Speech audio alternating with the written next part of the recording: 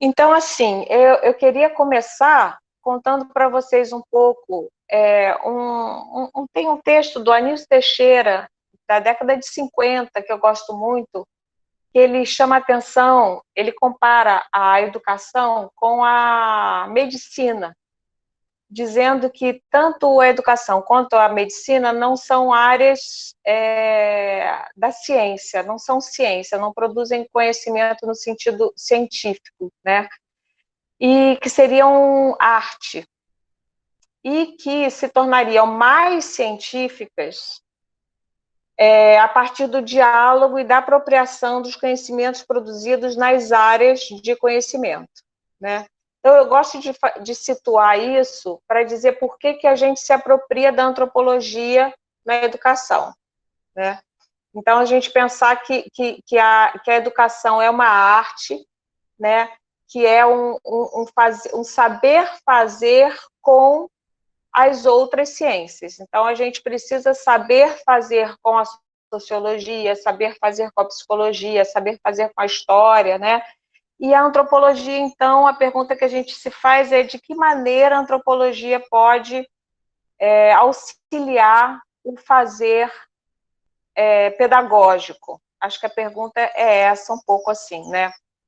E aí, especificamente em relação à metodologia de pesquisa, que é o tema de vocês, a gente pensa diretamente na etnografia como uma metodologia.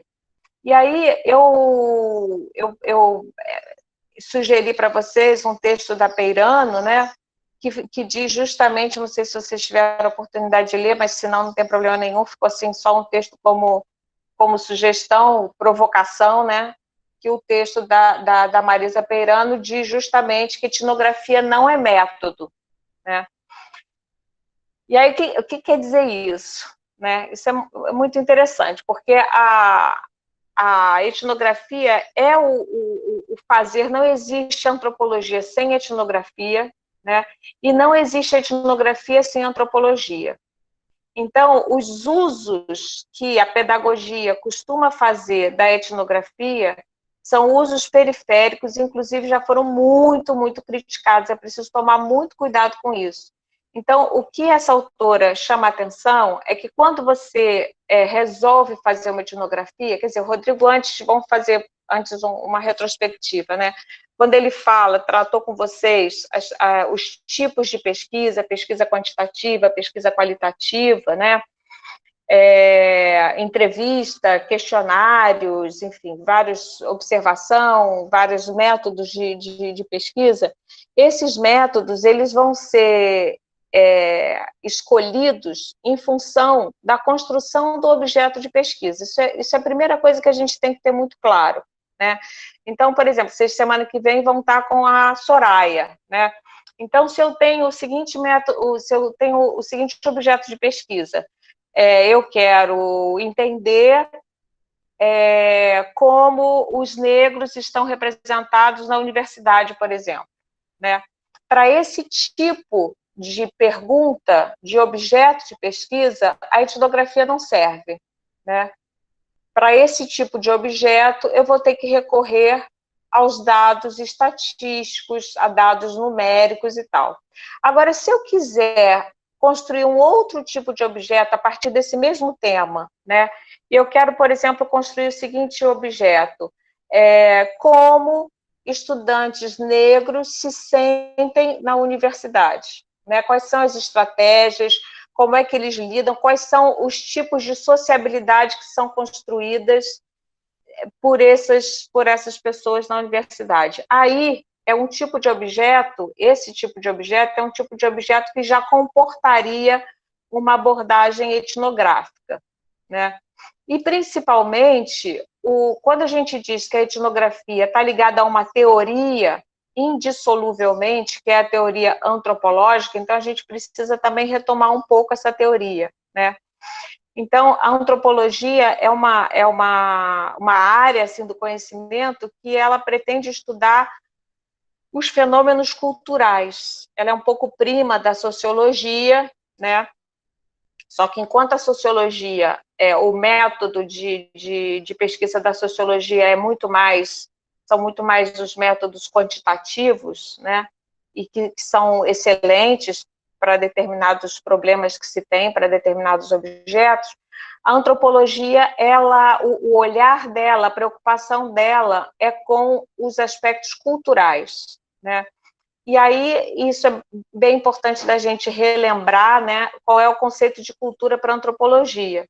Então, é um tema super vasto, que tem vários autores, tem várias correntes, né, e a corrente que eu sigo, assim, é a corrente da antropologia cultural pós-moderna do Clifford Geertz, né, que tem uma perspectiva de cultura semiótica, né? Então ele pensa a cultura como uma rede de significados compartilhados por um grupo.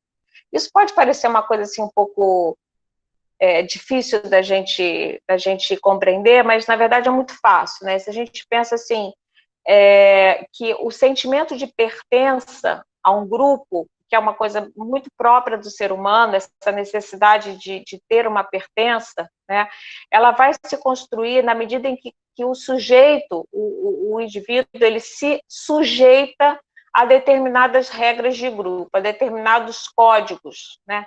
Então, a gente, por exemplo, aqui nesse momento, a gente está compartilhando juntos uma rede de significados que faz parte da cultura de aulas online, né? É uma cultura própria, que não é dominada por todas as pessoas, né? Tem pessoas que não saberiam como se comportar numa aula como a gente está fazendo agora, desse tipo de encontro, né? Tem várias regras, você tem que desligar o microfone, se você quiser falar, você fala no chat, tem vários detalhes que a gente já aprendeu. Então, essas sutilezas, né, é o que a gente chama cultura. Então, vocês vejam que é uma definição que se afasta bastante da definição de cultura do senso comum, né, que normalmente está ligada a alta cultura, a conhecimentos clássicos, né? Então, a pessoa tem cultura porque conhece, sei lá, música clássica, porque leu muito, leu Machado de Assis, então é uma pessoa culta, né? Então, para a antropologia, não é isso, né? Para a antropologia, qualquer formação social, qualquer formação de grupo requer um acordo, né?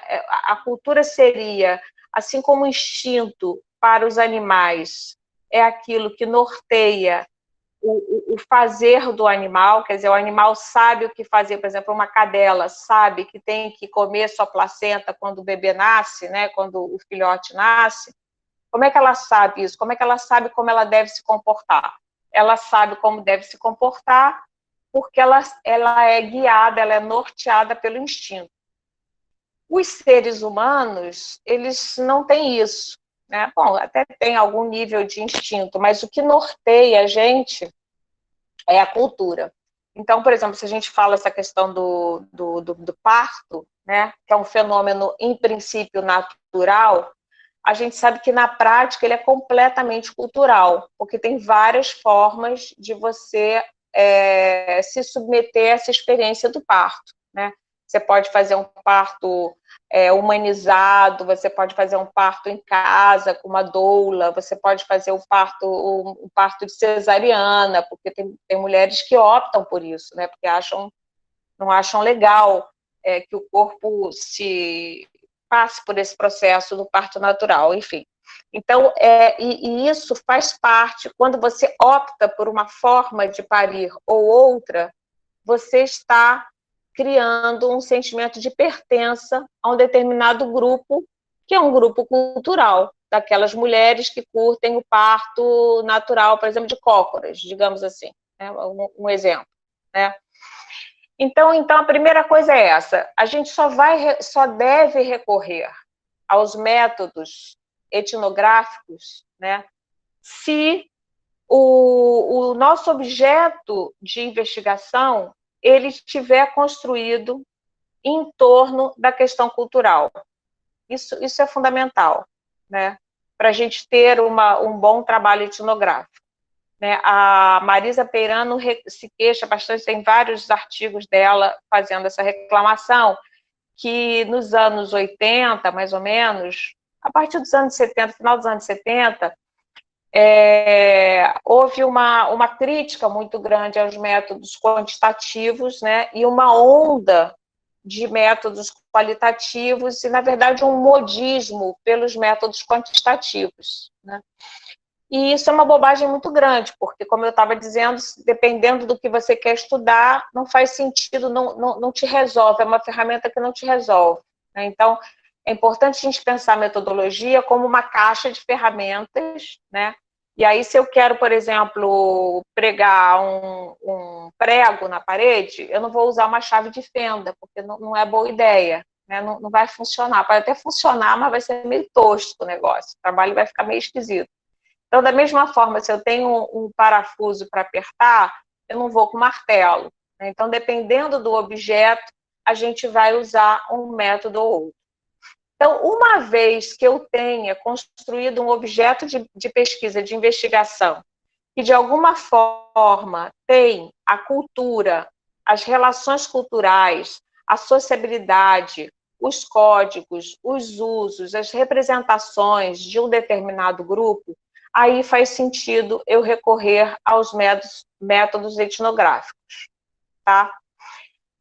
Que métodos são esses, né? Como é que eles surgiram? É legal também a gente lembrar um pouquinho que a antropologia, ela surge com as grandes navegações, né?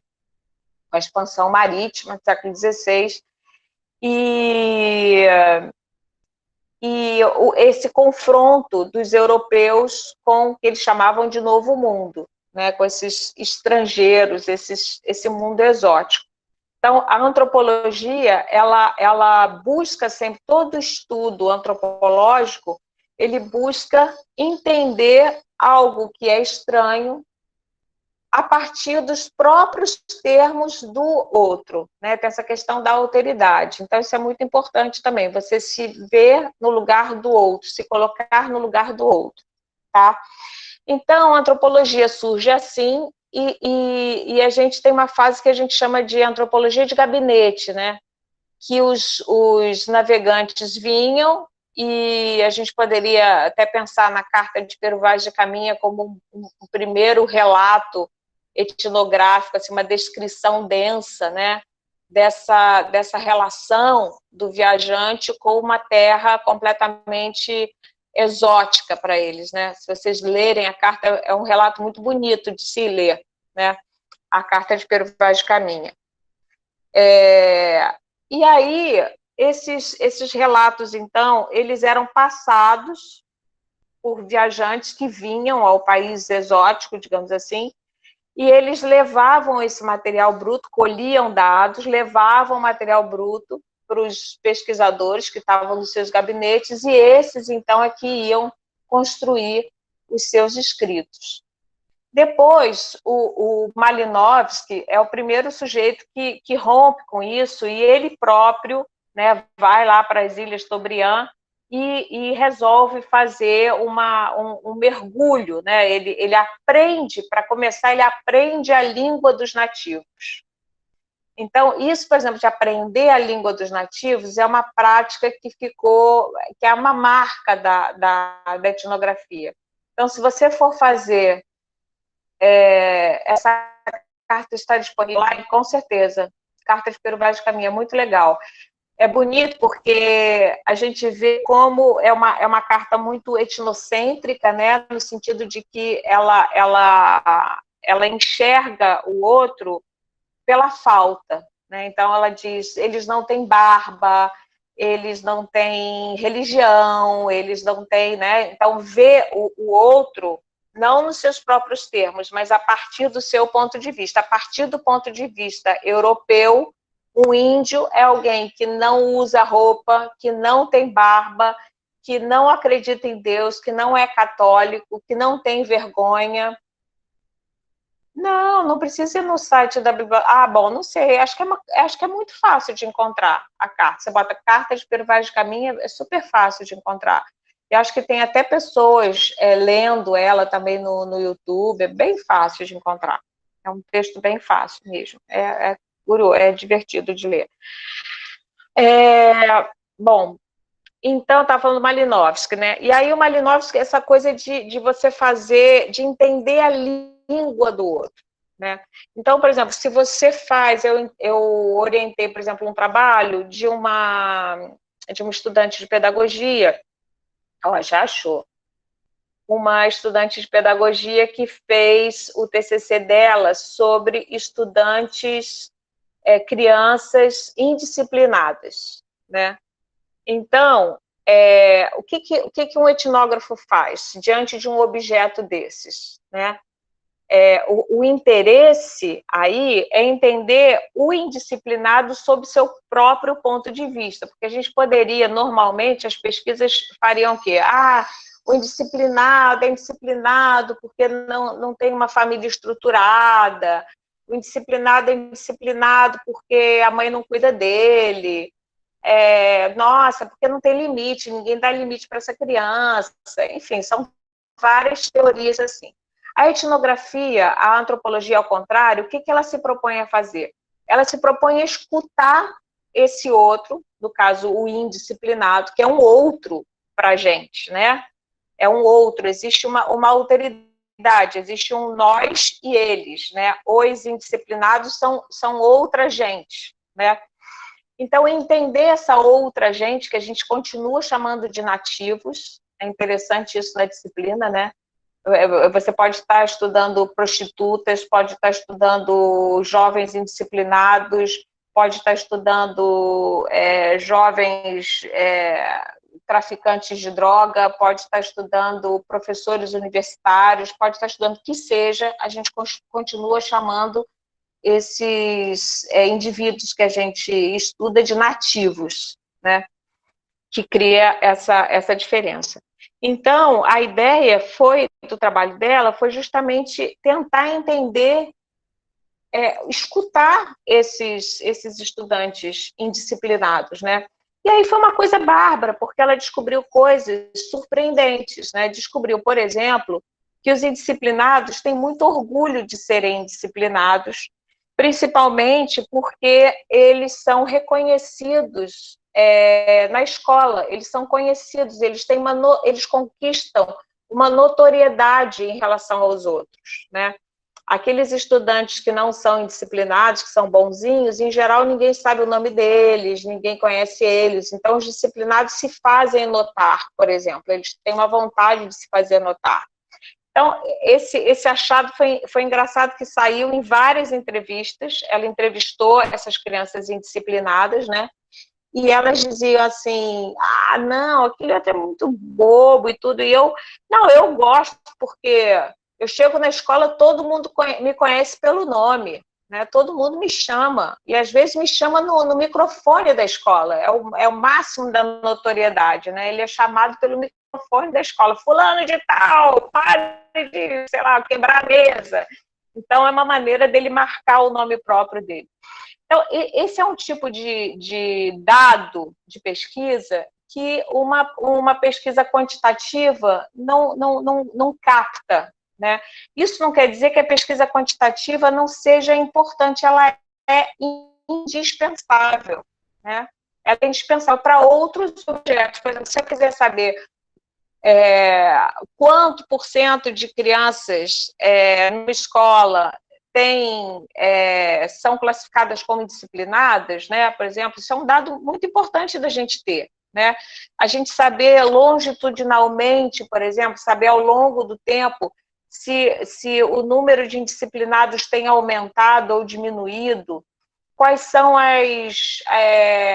os determinantes sociológicos para as condições para que haja mais ou menos indisciplinados, né? Será que nas escolas menores, nas escolas maiores, nas escolas mais duras, enfim, tem várias coisas aí que a pesquisa quantitativa vai ser fundamental.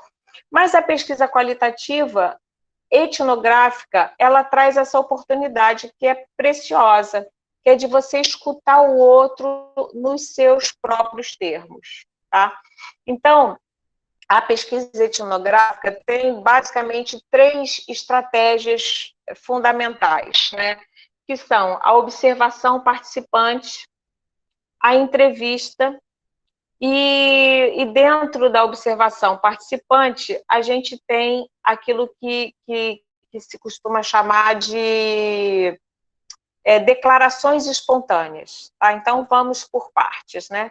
Quem inventou essa coisa da observação participante foi justamente o Malinowski, nessa primeira pesquisa que ele faz, né?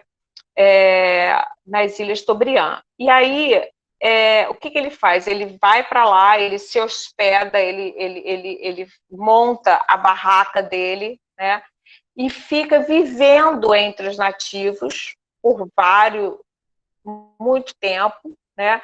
Aprende a língua deles e começa a poder observar de dentro, né? Então, no caso dessa menina que fez essa pesquisa sobre os indisciplinados, o que ela fazia? Antes de fazer entrevistas, ela ficava fazendo observação participante. Ela observava e participava dos recreios, das salas de aula. Ela observou, por exemplo, a sala da coordenação da direção, para onde iam os indisciplinados, né? Então, ela pôde observar aquela situação que todo mundo aqui já viu e conhece, né? Que é a sala da coordenação, da direção, né? Para onde você vai de castigo, levar uma bronca, sei lá o quê. Onde o seu pai é chamado, né? Então, tem aquela situação toda, o cara é levado para lá, é levado pela funcionária, né? Pelo inspetor, o inspetor leva, tem os agentes de controle da disciplina na escola, tem todo esse esquema. Então, como é que o sujeito é levado para a sala, como é que ele se comporta, ele chora, ele não chora, em geral, não chora, não, em geral, eles estão marrentos, estão orgulhosos, o monitor também leva, né? E então você observar o que as coisas representam, o que representa você ir para a coordenação, o que representa tal. Para isso, o etnógrafo ele precisa passar por um ritual, né? Que é um ritual de agregação, um ritual de aceite. Ele precisa ser aceito no grupo para poder observar. Então, vocês imaginem, no caso dela, ela era inspetora da escola. Ela trabalhava como inspetora, ou seja, ela também era uma nativa. Isso é uma coisa bem comum também, mas que pode causar alguns problemas. É preciso que a pessoa faça um exercício de estranhar aquilo que é familiar, né? Porque ela era super familiar para ela a situação de lidar com os indisciplinados. Então, em alguns momentos fora do trabalho dela, ela se colocou no lugar de observadora, né? Então, ela ficava nesses espaços observando e notando. Nessa situação de observação participante, você precisa ser aceito, no caso, para ela ser aceita foi mais ou menos fácil, mas não completamente fácil, porque os estudantes não entendiam que ela ocupasse um outro lugar, porque ela ocupava o lugar de inspetora. Ela precisou ser bagunceira? Não, no caso não. Né? Mas às vezes, por exemplo, tem uma pesquisa do Foote White, né, que ele vai pesquisar gangues de imigrantes italianos nos Estados Unidos, e ele, para ser aceito no grupo, ele só foi aceito porque ele era forte e era bom de briga, né? Porque o grupo falou assim, olha, tudo bem, você vai participar da nossa gangue e tal, mas se você for um fracote, não dá, entendeu? Então, ele teve esse rito de aceitação. Tem sempre um rito, né? Eu fiz uma pesquisa, por exemplo, com mestres de RPG. Não sei se vocês conhecem esse jogo. São jogos de representação, né? São os role-playing games. E aí, a minha primeira entrada no campo, a gente chama campo empírico, né? O lugar onde você vai fazer a pesquisa, foram depois de fazer um pouco de pesquisa bibliográfica e tal, eu fiz a minha primeira entrada, que foi descobrir que tinha um encontro de jogadores de RPG num SESC, em Engenho de Dentro. Aí lá fui eu, era o final de semana, e eu me propus a ficar o final de semana todo frequentando com eles. E o que aconteceu? Eram jovens, eram muito mais jovens, né? E na época eu estava fazendo meu mestrado, e eles não davam a menor bola para mim, simplesmente não davam a menor bola e até me achavam bem estranha, e eu andava, circulava com um caderninho, antropólogo tem sempre um caderninho, né, que fica anotando. Atualmente, um auxílio muito importante é o próprio celular, né, porque a gente descobriu que o antropólogo fica mais invisível anotando coisas no celular do que anotando coisas num caderno. É mais estranho, é mais suspeito, né? É mais estranho mesmo, né? Alguém ficar observando práticas sociais e tomando notas num caderno. Isso é muito estranho, causa muito estranhamento, né? Causa muito desconforto nas pessoas observadas. Agora, se você vai para um lugar observando e fica mexendo no seu celular, é tranquilo, você passa completamente desapercebido. Então, é uma boa estratégia essa. Recomendo, assim, né? E aí eu fiquei até que chegou o momento, a parte mais difícil deve ser de entrar no campo, né? Isso é uma parte bem difícil mesmo, aceder ao campo, tem vários trabalhos sobre isso, né? O acesso ao campo, como é que você faz. Inclusive, tem pesquisadores que foram rejeitados nos primeiros momentos, né? Que tentaram entrar num grupo e não conseguiram, né? Até porque tem grupos que são, enfim, que fazem coisas ilegais, por exemplo, né? Então, você precisa ganhar a confiança do grupo. Uma coisa importantíssima na pesquisa etnográfica é você formalizar a sua entrada no campo, né? Então, você tem que formalizar, você tem que ter um documento onde você vai explicar os seus objetos de pesquisa. Você jamais deve fazer uma pesquisa como um espião, né? Como você tem que estar autorizado a fazer essa pesquisa, especialmente se for na escola, né? Então você tem que comunicar, assim como vocês para fazerem estágio nas escolas, vocês têm que pedir permissão para fazer pesquisa etnográfica, a mesma coisa, né? E aí foi interessante que eu fiz esse contato e tal, e nada, ninguém queria me dar bola, e eu ficava ali tentando ver os grupos. Que eu queria era descobrir um grupo que me aceitasse, para eu poder, o desenho metodológico que eu fiz, é que eu queria observar um mesmo grupo por um bom tempo, por um ano, nas suas sessões de jogos. Esse era o meu desenho experimental, só que ninguém me dava bola. Aí até que chegou um grupo que primeiro ficou me sacaneando assim um pouco e tal, pela maneira que eu me vestia, ficava com um caderninho, mas o que você faz? Você é o quê? Polícia? O que você está fazendo? Está escrevendo um livro, não sei o quê? Eu falei assim, não, eu estou fazendo uma pesquisa e tal. Aí você explica. E aí foi muito interessante que no segundo dia teve um grupo que falou assim, eles estavam jogando um jogo que era Vampire, né? Vampiro.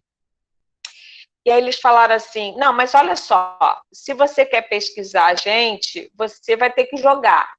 E eu tinha acertado com a minha orientadora que eu não deveria jogar, né? Por quê? Porque a gente também, como pesquisador, tem que manter uma certa distância do objeto investigado. Então, como é que eu podia jogar? Mas ali eu avaliei que era um rito de agregação, que eu deveria aceitar pelo menos aquela vez, e eu aceitei, né? Então, e foi muito bonito, porque uma menina, eu falei, pô, mas como é que eu vou jogar? Não sei jogar e tal. Não, você tem que jogar, para estudar você tem que jogar, você tem que jogar uma vez. Eu falei, tá bom, vou jogar uma vez. E aí ela me emprestou um personagem dela, um personagem que ela gostava muito, que tinha sei lá quantos anos, né? Que os personagens de RPG têm vários anos, tem vida, tem história, eles vão escrevendo um caderninho assim. E aí ela me emprestou o personagem dela, que era uma vampira e tal, e eu joguei com eles, né? Então foi assim uma coisa importante. Então isso é a primeira coisa bacana. O texto que eu dei, o outro texto que eu passei para vocês pelo Rodrigo, é um texto delicioso de ler. É um texto do William Corsaro, que é um cara que é um antropólogo especialista em estudo com crianças, né? Que é uma dificuldade a mais, né? Como é que você vai entrar no campo sendo um pesquisador adulto, grande? O William Corsaro, ainda por cima, é um cara forte, né? Tipo, corpulento, sabe? E aí ele conta como é que ele chega, ele estuda crianças na pré-escola, essa passagem da pré-escola para a escola, né, da educação infantil para o primeiro ano, e ele conta as estratégias dele de entrar na caixa de areia com as crianças, sabe, de ficar ali tentando brincar com elas, até que uma criança dá uma pá para ele e fala, não, você também vai cavar, aí fica lá o pesquisador cavando também, para poder entender quais são as regras das crianças, né? Porque se você observar a criança, você pensa, brincadeira de criança, mas se um antropólogo observa uma brincadeira de criança, ele vai descobrir um monte de coisas, né?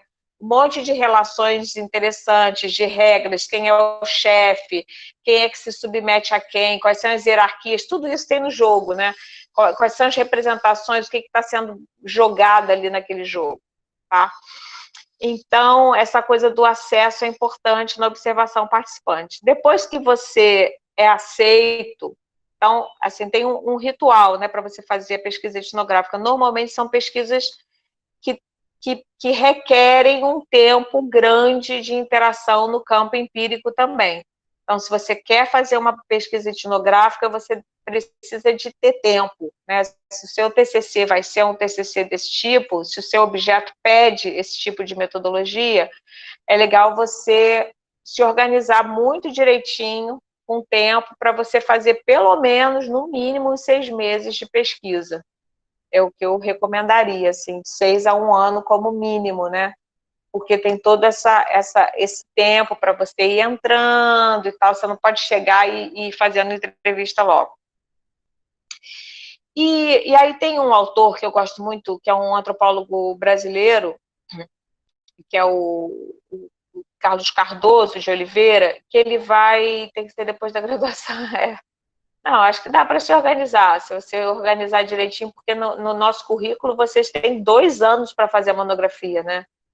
Para fazer o TCC, então dá para se organizar direitinho.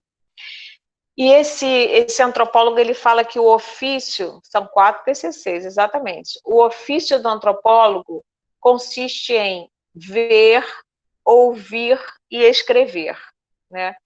Então, a gente precisa construir o olhar antropológico para olhar as coisas, né? Olhar a realidade, a partir desse olhar, estranhando, né? Faz parte, o texto da Marisa Peirano, ela começa falando sobre a situação, que é uma situação super banal, né? Que ela vai para a coisa do eleitoral, fazer o cartão novo dela biométrico, né? E aí pedem para ela fotografia e tal. Eu achei interessante porque agora a gente está às vésperas das eleições americanas e uma coisa que ela fala nesse texto, a gente está vendo acontecer agora nos Estados Unidos, né? Que é a questão de você pedir uma comprovação, um documento com fotografia para votar. Isso é uma coisa que parece que favorece os republicanos, né? Porque entre os democratas tem vários trabalhadores, como nos Estados Unidos não tem um documento único de identificação, qual é a identificação que eles mostram? Eles mostram a carteira de motorista, né? Mas se o cara não tem dinheiro, não tem carteira de motorista, então ele não pode votar. É uma coisa que eu nunca tinha pensado nisso, né? Então, o que é a construção? Então, assim, uma antropóloga fazendo a carteira dela de eleitora, carteira biométrica para votar. Só isso. Né? O que para todo mundo seria uma coisa completamente normal, nenhuma questão. Né? Mas ela, como entra no modo antropóloga, inevitavelmente, e começa a pensar, gente, o que representa isso? Né? Que identidade é essa que eu me faço? Eles pegaram a minha foto, quem sou eu perante essa instituição que é a instituição eleitoral. Então, isso é o olhar etnográfico, né? Você chegar num Natal, por exemplo, de família, e começar a observar como as coisas funcionam. Você fala assim, não, agora vem aquela tia que dá o presente que ela ganhou no ano passado, embrulhado, não sei o que isso representa. Aí vem o outro que está chateado com a mãe e finge que sei lá o quê. Enfim, aquelas coisas todas de Natal, né? E aí a gente vai ter que esperar até o último momento o irmão que sempre chega atrasado, enfim. E a gente só pode tocar na comida quando o pai toca, sei lá, quais são as regras que tem em cada família. Natal é um prato cheio, né? Para a gente tem uma porção de regras, de sociabilidade ali, coisas curiosas que normalmente a gente acha simplesmente familiar. A gente olha para aquilo, né? E o antropólogo, então, tem que estranhar. Uma vez investido desse olhar etnográfico, né, desse olhar antropológico, você vai fazer sua observação e vai fazer uma coisa que a gente chama, que o Geert chama de descrição densa, né? Que é você tomar notas no seu caderno ou no seu celular, preferivelmente no seu celular, hoje em dia é preferível, chama menos atenção. Você tomar notas, então você vai para desenvolver a teoria das fases, então, né? Olha, não tem nenhum registro de que o Piaget tenha se utilizado da etnografia, não. Mas, de fato, ele faz o que a gente chamaria de uma etnografia nativa, né? Porque ele observa os próprios filhos, né? Então, seria uma etnografia nativa que tem problemas também, né? Por um lado, é fantástico porque você já está no campo, digamos assim, né? Agora, tem outro problema que você interfere muito nos resultados, né? Imagino que o Piaget tenha interferido bastante, porque você não pode esperar que seu filho se comporte de maneira espontânea, sabendo que está sendo observado pelo pai, né? Imagino que não. Então, assim, isso é outro ponto também da pesquisa interessante, que é a questão da neutralidade, né? A gente, na etnografia, é difícil se afastar do objeto, exatamente, né? Tem uma complicação. Você pode fazer um esforço, mas é difícil. Mas tem vários autores, né? A gente tem, por exemplo, o Gilberto Velho, que foi, né? Faleceu já há algum tempinho. Ele foi precursor, né, do que a gente chama de antropologia urbana no Brasil. E mais do que isso, mais do que fazer antropologia urbana, porque a antropologia, antigamente, os objetos eram isso, os indígenas, não sei de onde, né? Até que, a partir de um certo momento, nos anos 30, assim, mais ou menos, as metrópoles começam a crescer e os antropólogos começam a perceber que a própria cidade é uma complexidade de culturas e de alteridade, né? Tem muita diversidade no ambiente urbano para você estudar. Você não precisa buscar o exótico nos quilombos, nos índios, né? O outro está ao lado, exatamente, o outro está ao lado, né? Então tem alteridade sempre, né? No Fla-Flu tem alteridade, sabe? Então, mais do que buscar seus objetos, construir seus objetos na própria vida urbana, né? Então, o Gilberto Velho vai fazer uma etnografia sobre usuários de drogas, vai fazer uma etnografia sobre o candomblé, vai fazer uma etnografia sobre um bairro da Zona Sul do Rio de Janeiro, que é a Copacabana, né? Vai fazer uma etnografia sobre um edifício de apartamentos, tá? E essa etnografia que ele faz sobre os usuários de drogas, ele inova bastante, porque ele vai pesquisar os próprios amigos dele, né? Ele vai pesquisar as festas, ele vai fazer observação participante das festas do círculo social que ele próprio frequentava. Então, qual é a vantagem? Vantagem óbvia, né? O acesso está garantido, você já é aceito, né? Se bem que mais ou menos, porque você está inserido no grupo, mas será que você vai ser aceito como pesquisador? Porque você muda de lugar, você já vai estar na festa não como mais um convidado, né? Mas todo mundo vai saber, porque você não é um espião, né? Você não vai fingir que você não está fazendo, não é ético fazer isso, né? Você tem que avisar as pessoas, gente, olha, eu estou aqui, mas eu estou observando, tá? Então, já cria um certo problema. Mas o maior problema não é esse. O maior problema é esse esforço que o Gilberto Velho nomeia de estranhar o que é familiar. Né? É o caso de você tentar fazer uma etnografia do Natal na sua casa que você frequenta desde que você nasceu. Né? Então, de repente, você começa a ver aquilo de um outro jeito. Essas coisas são interessantes porque a gente consegue entender pelo expediente contrastivo, né? Então, até a gente não conhecer outras festas de Natal, não sei se já aconteceu isso com vocês, né? Mas até você não ser convidado para participar da festa de Natal da sua namorada, do seu namorado, do seu vizinho, de uma outra pessoa qualquer, você tem certeza que o modo de celebrar o Natal da sua família é o correto, é o único e é universal. Você acha que é sempre assim, né? Até que você vai num outro Natal e fala, gente, caramba, as comidas são diferentes, os horários são diferentes, eles não comem à meia-noite, eles comem antes. Tem uma família que vai ficar assistindo a missa do galo pela televisão, tem outra família que fica todo mundo dormindo, aí todo mundo acorda para comer, tem outra família que fica todo mundo brigando o tempo inteiro, enfim.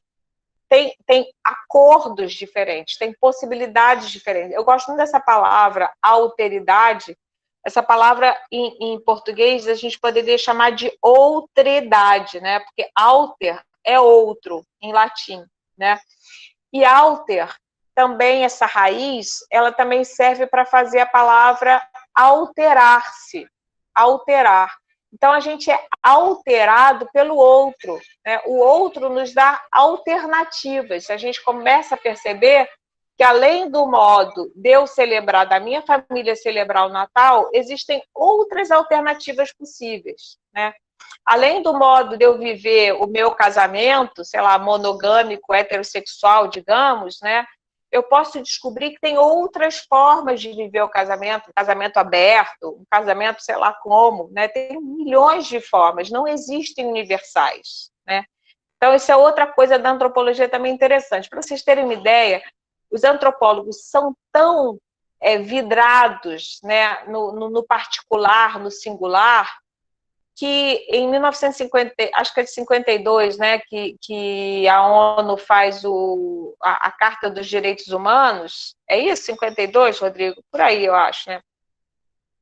É depois da Segunda Guerra, deve ser por aí. Se a gente erra... Agora, o ano específico, vou ter que olhar. Não faz mal. Se a gente erra, erra por pouco, tá valendo. E aí é muito interessante porque vários antropólogos se insurgiram contra os direitos universais, os direitos humanos. Né? A gente pensa, pô, os direitos humanos é muito legal, né? Mas eles dizem, não, mas eu não posso dizer que deve respeitar a mulher do outro, que não pode matar, não sei o quê, porque pode ter uma cultura, né? A gente, por exemplo, tem culturas indígenas no Brasil que tem como prática cultural, né, como valor, 1948, ó, bem antes, 1948, foi logo depois mesmo, né, do evento aí da Segunda Guerra. Então, os antropólogos se puseram contra, se manifestaram contra os direitos humanos. Por quê? Porque os direitos humanos, eles pretendem, eles acreditam que existiriam alguns preceitos, alguns valores que deveriam ser universais para todo ser humano de todo o planeta, né? E isso para um antropólogo é um negócio muito muito complicado, né? O antropólogo, ele é um não essencialista por natureza, né? Então não existe raça para um antropólogo, por exemplo, esse é outro ponto assim importantíssimo, né? E agora a gente está para os antropólogos, a gente está retroagindo, né, nesse aspecto, né? Não existe raça, não existem raças, existem os seres humanos, né, com suas particularidades. Enfim, uma vez, então, que você é aceito no grupo e você faz observação participante, você faz essa descrição densa, né, e você escuta. Isso é outra coisa muito interessante. A gente fala muito do lugar de fala, né, mas a antropologia, ela defende o lugar de escuta, né? Então, a gente precisa construir um lugar de escuta que não é nada fácil. Talvez seja mais fácil reivindicar o lugar de fala do que se colocar no lugar de escuta. Se colocar no lugar de escuta é escutar o outro, não importa que o outro seja, porque é muito fácil escutar o outro quando o outro é próximo, né? Quando o outro é um exótico, fica difícil. Eu sempre dou um exemplo imagina você fazer uma etnografia sobre o fenômeno do machismo, digamos, né? Digamos que você queira estudar como o machismo se desenvolve, se é que se desenvolve, a gente vai para a pesquisa sempre com uma pergunta e não com uma resposta, né? Entre crianças na pré-escola, né? Existem manifestações, o proto-machismo ali já na pré-escola, na escola infantil, né? Digamos isso. E aí você vai para a escola, tá? Aí você vai para a escola e reconhece que tem um menininho que se comporta como um super machista, né? Ele diz que as meninas não podem jogar futebol, ele bate nas meninas, ele diz que as meninas são bobas, burras e bobocas, ele não respeita as meninas. O que o antropólogo deve fazer diante desta situação? Está aberta a pergunta aí para vocês. O que vocês fariam? Vocês veem um menino se comportando assim. Aí a menina quer brincar de carrinho com ele, ele fala, não pode brincar de carrinho não, porque você é menina não brinca de carrinho. O antropólogo vê isso e faz nada, exatamente. Se ele for professor, aí tem uma questão que eu acho fascinante, né? A antropologia, ela é completamente contrária à pedagogia, porque a pedagogia, ela é uma prática que visa transformar o outro. Ela é colonizadora por princípio, né? Você quer mostrar para o Joãozinho que isso não é legal, você quer dizer para o Joãozinho que não é legal ser assim, que menina também pode brincar de carrinho, que as meninas são legais, que não é bacana ele fazer isso, que as meninas também podem jogar futebol. Isso é ação pedagógica sobre o fenômeno do Joãozinho, que tem 5 anos de idade e se comporta já desse jeito, né? Agora, o etnógrafo, ele não vai se comportar desse jeito, ele vai sentar do lado do Joãozinho e tentar entender qual é a do Joãozinho, nos próprios termos dele, entendeu? Para poder fazer uma descrição disso. Eu tenho, depois se vocês quiserem, eu tenho alguns pequenos assim, ensaios etnográficos, e tem um que eu fiz aí em Jacuecanga, num bar que acho que não existe mais, que era o bar do Bifa, sei lá, nem me lembro mais o nome do cara, que era um bar que só tinha homem. E aí eu fiquei fazendo uma observação participante ali. E foi super estranho, porque era a única mulher no grupo, né? E aí eu comecei a perceber que os caras eram todos casados e bebiam antes de ir para casa. E aí, sem julgar, eu queria entender essa prática social de beber antes de ir para casa, né? E aí eu entendi coisas muito interessantes nos termos deles. Eles falavam assim, não, eu gosto de beber porque eu já chego em casa mais suave. E, gente, genial, assim, se você entende o cara, se você faz você constrói esse lugar de escuta, você entende, isso faz sentido para ele, porque o cara veio do estaleiro, né, passou o dia inteiro na Brasfels, aí vai direto para casa, ele tá bravo, ele tá zangado, ele tá, entende? Ele viveu ali com os homens, situações, tá? Então, para eles, para esse grupo específico, é importante isso, né? Então, esse esforço que o antropólogo tem que fazer, né? E quanto mais exótico, quanto maior for a alteridade, maior o desafio e mais interessante também o trabalho, tá? Na observação participante, mais do que na entrevista, acontece uma coisa super bacana, que é os depoimentos espontâneos, né? Coisas que você escuta sem que você tenha perguntado, né?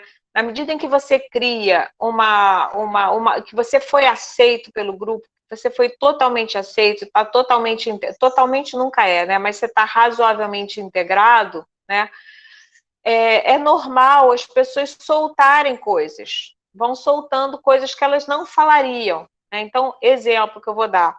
Eu estava fazendo uma pesquisa sobre, há muitos anos já que eu estudo as práticas de leitura e de escrita de estudantes de classe popular na universidade, especificamente nos cursos de pedagogia, cursos de formação de professores, já estudei curso normal, universidade pública, universidade privada, né? Já olhei esse objeto sobre vários aspectos. E aí, eu queria entender, eles todos diziam que era muito difícil, por exemplo, fazer os trabalhos, fazer as leituras e tal. E eu estava observando, né? O que eu fazia? Um dos postos de observação, você tem que escolher lugares para observar, né? Na universidade. Então, eu resolvi tinha uns dias na semana que eu ficava na biblioteca, vendo como é que as pessoas circulavam ali na biblioteca, como é que elas se moviam, o que elas faziam, né? E achei que outro ponto interessante também, além dos pátios, esses lugares óbvios, né, as salas de aula, era observar o ponto de Xerox, né, o lugar que vende a oficina de Xerox, de fotocópia. A gente fala Xerox, mas, né, o correto seria fotocópia, porque Xerox é uma marca, né? Aí fiquei ali, sentadinha, vários dias, observando e tal, e aí comecei a colher coisas, né? E as pessoas me conheciam, sabiam que eu estava ali, Andréia, não sei o que e tal. Não estava de espiã, né? Mas aí, na intimidade, as pessoas vão soltando coisas. E aí eu descobri, por exemplo, não sei se vocês conhecem essa prática cultural, que eu descobri numa etnografia, que é a prática de consórcio de trabalhos finais de disciplina, que consiste na seguinte coisa: se vocês não sabem, fica a dica, para desespero do Rodrigo, que é o seguinte: você forma um grupo, de preferência no começo da faculdade, um grupo que deve ter um número de participantes próximo ao número de disciplinas que você cursa num semestre, tá? Então, se você cursa 6 disciplinas no semestre, você vai ter um grupo de 6 estudantes. E aí, o que acontece? Cada estudante, eles faziam consórcio, eles chamavam isso de consórcio. Cada estudante vai fazer, em vez de fazer os 6 trabalhos, vai fazer um trabalho e botar o nome dos outros integrantes. Genial, né? Quando que eu ia ter acesso a essa informação numa entrevista? Muito difícil, né? Numa entrevista formal, o seu nativo não vai te entregar um negócio desses, né? Não vai dizer que ele cola, não vai dizer que ele... Outra coisa que eu descobri na época tinha um site, que eu nem sei se existe mais, que era o Zé Moleza. Não sei se vocês conhecem esse site, onde você baixa trabalhos prontos, né? Eu não sabia de nada disso, e eu fui descobrindo, né? Por depoimento espontâneo, as pessoas foram falando, descobri compra de TCC, né? Instituições que vendem TCC, aí, por exemplo, descobri uma conversa, escutei uma conversa impressionante, que era assim, a menina falava assim: não, aí eu procurei uma pessoa que foi muito recomendada, não foi qualquer um, não, foi um lugar muito legal, que eles fazem os TCCs bem legais mesmo, entendeu? Aí eu queria fazer primeiro TCC sobre autismo, né? Mas aí já não tinha mais de autismo. Ela falava assim como se fosse uma feira, né? Já tinha acabado os TCCs de autismo. Aí eu peguei um de, sei lá do que era, peguei um de não sei mais que mesmo. Eu falei, pô, é assim que funciona, né? Não sabia. Então, esse recurso é muito interessante. Agora, vocês têm que imaginar que para você chegar a ponto de construir esse lugar de escuta, né? É um tempinho que você tem que passar no campo, uma confiança que você tem que passar ali para ouvir as coisas. Muito bem. Outro dispositivo de pesquisa, de metodologia de pesquisa etnográfica, é a entrevista, né? Que é um capítulo muito especial dentro da etnografia, dentro da antropologia, né? A pesquisa etnográfica, que não tem nada a ver com as entrevistas normais e correntes que a gente conhece, né? Então, tem vários trabalhos, vários pesquisadores falando sobre a entrevista. Tem um texto precioso do Bourdieu, que está no Miséria do Mundo, é um apêndice desse livro, é um livro que ele fez em parceria com outros antropólogos e sociólogos, e tem um apêndice que ele faz uma reflexão sobre a entrevista, e ele conceitua a entrevista como uma conversa, a entrevista etnográfica como uma conversa. Ela não é diretiva, né? Então você não vai montar um questionário, não é um como é que chama? Uma uma inquisição, né? Um interrogatório policial, entendeu? Não é um interrogatório, não é um conjunto de perguntas. Nunca faço uma entrevista nessas condições. Então, o que você tem? Você tem uma conversa livre que vai durar aí pelo menos 1h30, né? 1h30, 2 horas de conversa, onde você vai com o quê? Você vai com um roteiro semi-estruturado. Então, isso é uma técnica que a gente faz. Então, você pega os seus objetivos específicos do seu projeto de pesquisa, né? E transforma esses objetivos específicos em eixos que vão estruturar o seu roteiro. Tá, a diferença entre entrevista e questionário. O questionário é o instrumento normalmente utilizado para as pesquisas quantitativas, né? E eles são instrumentos construídos, que têm que ser construídos com muita técnica também, né? Que vão te dar dados quantitativos. Em geral, vão te dar dados quantitativos, né? A entrevista não, a entrevista vai te dar dados qualitativos, né? Então, por exemplo, numa pesquisa que eu fiz, outra coisa também interessante da gente saber é que, dependendo do objeto que a gente tem de investigação, é muito bem-vinda a conciliação dos métodos, a complementação dos métodos. Então, não existe isso, só faço pesquisa quantitativa, né? Só faço pesquisa qualitativa, não, a gente compõe, né? Eu gosto muito da pesquisa quantitativa, acho que ajuda muito a você situar o problema, né? As minhas pesquisas sempre trazem muitos dados também, dados quantitativos. Então, eu fiz uma pesquisa que eu queria saber, por exemplo, eu queria saber se os estudantes de pedagogia, se a opção por pedagogia era a primeira opção ou não, né? Então, isso num questionário, você coloca essa pergunta, né? Se a pessoa estudou numa escola pública ou privada, por exemplo, Então, eu pude, a partir daí, fazer gráficos, né? E ver descobri que a maioria dos estudantes de pedagogia não tinham a pedagogia como primeira opção, né?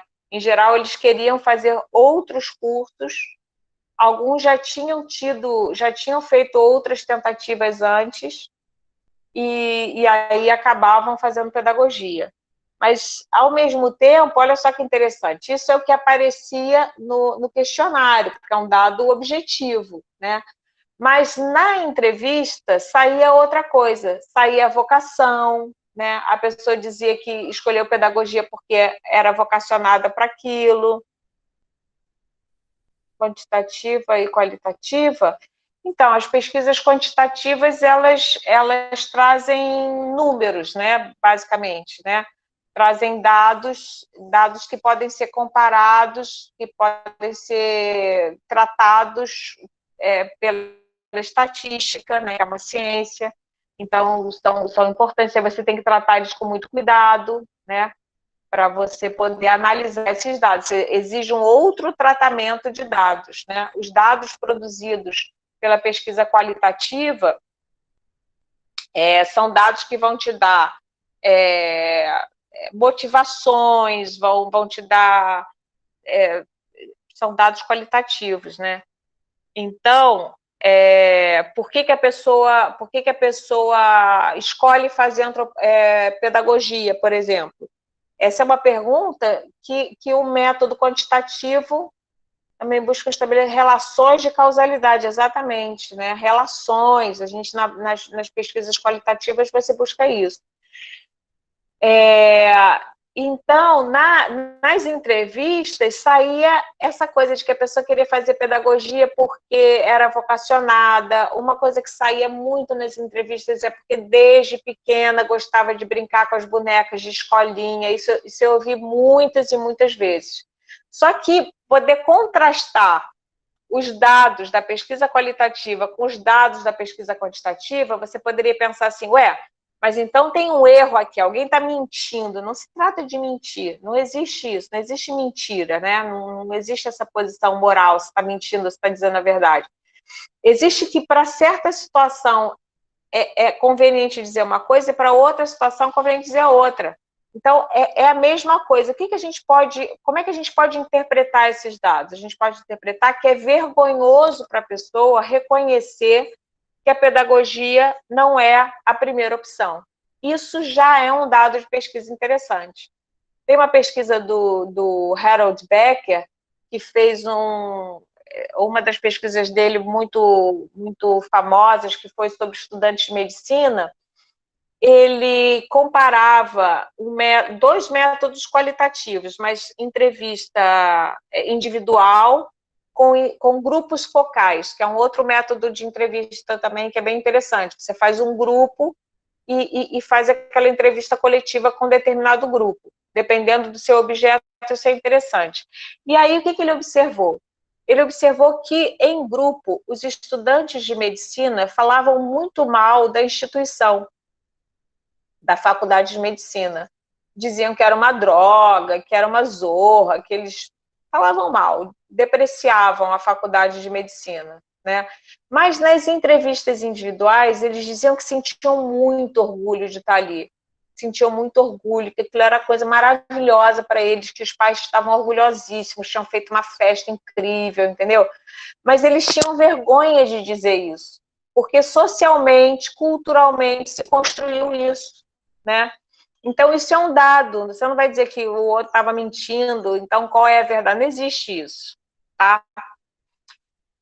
Então, você faz esse roteiro, tá? Você vai para a entrevista, você não vai para a entrevista por uma conversa, assim. Você tem seus objetivos específicos de pesquisa. Então, essa ideia de que a pesquisa qualitativa também é uma bagunça, é só uma conversa, não tem cientificidade nenhuma, isso aí está errado, né?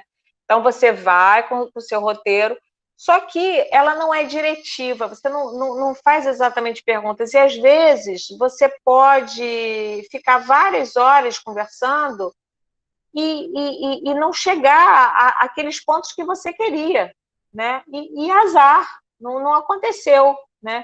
Então, você pensar a entrevista como uma interação, uma relação de interação entre pessoas, né? Que também tem que se sentir à vontade. E aí eu sugiro muito, assim, para você entender, para mim, melhor aula de como fazer entrevista antropológica são os filmes do Eduardo Coutinho, né? Então, apesar dele não ter sido, né, também faleceu, não ter sido antropólogo, tem vários trabalhos em revistas antropológicas sobre o trabalho do Eduardo Coutinho. Tem até um antropólogo que fala dele como um antropólogo selvagem, né? Ele não tinha uma formação de antropólogo, mas ele sabia como era fazer uma entrevista. Então, tem muita coisa dele, inclusive tem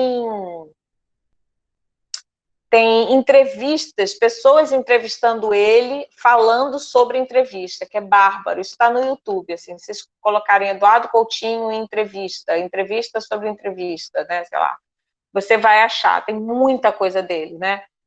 E aí ele fala uma coisa que é maravilhosa, que é você provocar no outro, uma coisa muito delicada, o desejo de falar, né? Então é comum, uma entrevista é boa, quando o sujeito no final da entrevista diz assim, caramba, obrigada. Aí você fala assim, pô, obrigada porque você que está cedendo a entrevista para a minha pesquisa, né? Por que você me agradece? Não, porque você me fez pensar coisas que eu nunca tinha pensado, né? Essa é a pesquisa ideal, assim, né? Então, o Bourdieu ele vai chamar isso, ele vai dizer que o pesquisador, que o antropólogo, ele tem que funcionar como um parteiro, né? Uma parteira. Ele vai conseguir extrair do outro aquilo que o outro tem, um saber que ele tem, mas que ele não sabe que tem. Então, por exemplo, eu fazendo pesquisa sobre como as pessoas orientam os trabalhos de TCC, né? Então, você vai perguntar, se eu perguntar para o Rodrigo, por exemplo, Rodrigo, como é que você faz, quais são as suas estratégias para orientar? A primeira coisa, o Rodrigo vai falar assim, sei lá, sei bem o que eu faço. Né? É uma pergunta, ele sabe fazer, mas ele não sabe dizer sobre o que ele sabe. Né? A gente sabe, mas não sabe que sabe. Então, se você for perguntar para um pescador como é que ele pesca, se você for perguntar para um pequeno delinquente como é que ele bate as carteiras, por exemplo, talvez ele tenha muita dificuldade de dizer, né? Porque ele faz aquilo automaticamente, ele tem o saber fazer, né? Mas ele não sabe. Então, a pesquisa, a entrevista, ao mesmo tempo, ela é uma situação que oferece a oportunidade de reflexão para quem é entrevistado, uma boa entrevista, né? E você tem que também deixar o sujeito à vontade, conquistar essa condição de segurança, mais ou menos, né? Diminuir aquilo que o Bourdieu chama de violência simbólica, porque é uma violência simbólica, existe uma desigualdade, uma assimetria entre aquele que entrevista e aquele que é entrevistado. Então, você tem que ter muito respeito nessa relação para não parecer justamente um interrogatório policial, né? Mas então como você faz? Mas e você mata a aula? Quantas vezes por semana? Mas por que você mata a aula? Mas sua família é estruturada ou não é estruturada? Aí ferrou, você não vai conseguir nada desse jeito, né? Então você tem que ir aos pouquinhos. Olha, tem um exemplo também que o Bourdieu dá, que é maravilhoso, quando você faz entrevista sobre práticas de leitura, né? Eu já fiz muito na minha vida. Então, você vai perguntar para as pessoas, entre jogadores de RPG, por exemplo, eu fazia, não, você gosta de ler? Aí a pessoa diz, claro, adoro ler, adoro, gosto muito de ler. Aí você pergunta, o que você tem lido ultimamente? Aí a pessoa começa, eu tenho lido muito Machado de Assis, Graciliano Ramos. Aí você fala, é mesmo? O que você lê desses caras e tal? E aí você descobre rapidamente que o cara está fazendo a resposta que ele imagina que você queira que ele dê. Né? Então você tem que sair daí, porque não é essa a resposta que você quer. Você quer ouvir a verdade, né? Ou algo mais próximo da verdade, que a verdade mesmo não é inacessível, né? Mas você quer ouvir alguma coisa mais próxima. Então você quer ouvir o cara dizer que não tem saco de ler, que lê um pouquinho e cansa, e perde a paciência, e prefere baixar o resumo do livro na internet do que ler o livro, entendeu? Essas coisas é que a gente quer saber, né? Então, como é que você consegue esse grau de intimidade? Como é que você provoca isso? Então, o Bourdieu ele fala que na situação de entrevista você tem que criar uma espécie de uma empatia quase mística, né? E um amor. Então, se você entrevista um cara super machista que acha que tem que bater na mulher, se você não é capaz de, naquele momento, e aí o Eduardo Coutinho ele comenta isso de uma maneira muito legal, ele fala assim, olha, no momento da entrevista, eu amo o meu entrevistado, seja ele quem for, né? Mesmo que ele faça coisas que eu desaprove completamente, mas no momento, naquela 1 hora, naquelas 2 horas que eu estou escutando aquela pessoa, eu amo aquela pessoa. eu não quero rivalizar com ela, eu quero concordar com ela, eu quero legitimar o que ela fala. Isso é muito importante também. O Bourdieu aliás, o Eduardo Coutinho cita o Bourdieu quando ele fala isso, ele cita esse próprio texto, que ele diz que aquele livro do Bourdieu, eu joguei tudo fora, fiquei só com a parte da entrevista, né? O Eduardo Coutinho conta esse negócio, essa blague, né? Então, depois eu posso odiar o cara à vontade, mas naquele momento eu tenho que legitimar o que ele diz. Isso é da maior importância do mundo. Ou seja, você tem que causar desejo no outro, para o outro dizer coisas que ele próprio não sabe que sabe. É uma coisa muito delicada, né, a entrevista antropológica. Depois disso tudo, tem o terceiro momento, né, que o Cardoso vai chamar de escrever, que era o que os antropólogos de gabinete faziam, né? Mandavam os seus missionários para fazer o trabalho de campo, colhiam informações, colhiam dados e tal, e depois eles escreviam nos seus gabinetes, né? Hoje em dia, o antropólogo faz tudo isso. E essa escrita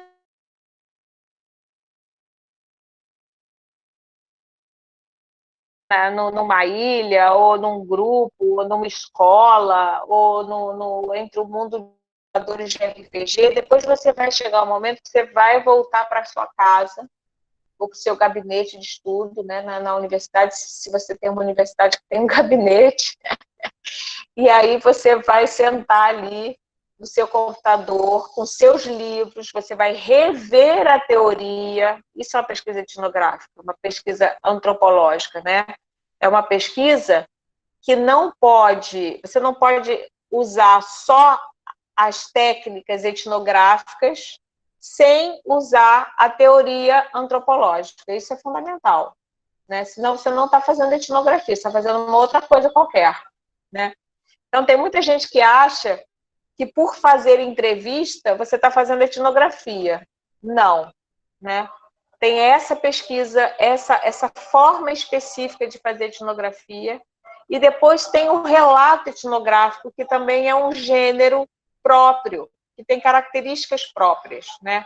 Se vocês lerem esse texto que eu mandei para vocês, que é delicioso de ler, recomendo muito o texto do Corsaro, é gostoso de ler, né? Que ele conta como é que ele vai, e as crianças, aí depois ele vai para o... Aí tem uma situação que a professora manda ele ir para o banheiro, levar as crianças para o banheiro, né? E as crianças começam a fazer bagunça, e como é que ele lida com aquilo, porque ele tem que se manter na posição, no lugar de pesquisador, ele não pode assumir o papel de um adulto típico, né? Não pode ficar no lugar de dar bronca nas crianças, porque se ele der bronca nas crianças, as crianças não vão contar mais nada para ele, né? Então, ao mesmo tempo, ele não pode deixar as crianças estavam jogando petardo, que chama, né? Aquelas bolas de papel higiênico com água no teto, guerra de tal, e aí ficou completamente vendido. Então, tem um manejo também. Isso é muito interessante, o manejo do lugar do pesquisador. Ele não vai ficar o tempo inteiro como pesquisador, né? Porque ele não é um nativo, ele não é... Eu, por exemplo, quando faço a minha pesquisa, eu sou professora, sou orientadora, mas no momento em que eu estou entrevistando, eu não posso ser, mas eu também não posso deixar de ser. Então, o que eu faço? Finge ter medo da diretora que está cheia. Exatamente, foi mais ou menos o que ele fez, né? Foi a solução que ele deu mesmo, né? Ele fez, foi, gente, olha, vai sujar para a gente, vamos ficar aí na boa, senão vai ficar ruim para nós, né? Então, ele se incluiu no grupo de alguma forma e foi, né, deu aquela piscadinha, pô, resolve aí meu lado, porque senão vai ficar ruim, né? Eles esperam que eu faça isso, mas me ajuda a ficar bem, a resolver essa história. E aí ele conseguiu, dessa forma, reforçar os laços de confiança que ele tinha conquistado com esse grupo de crianças de pré-primário, né? O cara conseguiu a ponto das crianças pedirem para ele sentar na roda com as crianças, entendeu? Porque na escola faziam aquela rodinha de educação infantil, onde os professores ficavam sentados nas cadeiras, do lado de fora da roda, e as crianças sentavam na roda.